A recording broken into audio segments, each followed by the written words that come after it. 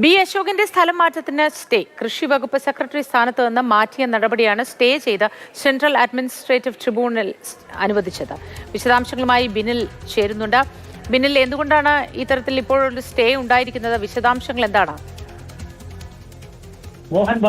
Civil service ഉദ്യോഗസ്ഥരുടെ സ്ഥലം മാറ്റവുമായി ബന്ധപ്പെട്ട മാനദണ്ഡങ്ങൾ ലംഘിച്ചുകൊണ്ടാണ് ഈ സ്ഥലം മാറ്റം എന്നതാണ് ബി അശോകിന്റെ പ്രധാനപ്പെട്ട വാദം. അതാണ് ഇപ്പോൾ ഇടക്കാല സ്റ്റേക്ക് കാരണമായിരിക്കുന്നത്. ഇതിൽ ഏറ്റവും പ്രധാനപ്പെട്ട കാര്യം സർക്കാരിന് ഇതിൽ തിരിച്ചടി ഉണ്ടായിരിക്കുന്നു എന്നതാണ്. കൃഷി വകുപ്പ് പ്രിൻസിപ്പൽ സെക്രട്ടറി സ്ഥാനത്ത് നിന്ന് ഡോക്ടർ ബി അശോകിനെ മാറ്റിയ നടപടിയാണ് ഇപ്പോൾ സെൻട്രൽ അഡ്മിനിസ്ട്രേറ്റീവ് ട്രൈബ്യൂണലിന്റെ എറണാകുളം ബെഞ്ച് സ്റ്റേ ചെയ്തിരിക്കുന്നത്. അതായത് തദ്ദേശ സ്വയംഭരണ വകുപ്പിന്റെ പരിഷ്കാര കമ്മീഷനിലേക്കാണ് ബി അശോകിനെ സ്ഥലം മാറ്റിയത്. ഈ നടപടി സ്റ്റേ ചെയ്യുന്നതോടുകൂടി കൃഷി വകുപ്പിന്റെ പ്രിൻസിപ്പൽ സെക്രട്ടറി സ്ഥാനത്ത് ബി അശോക് തിരിച്ചു വരികയാണ്.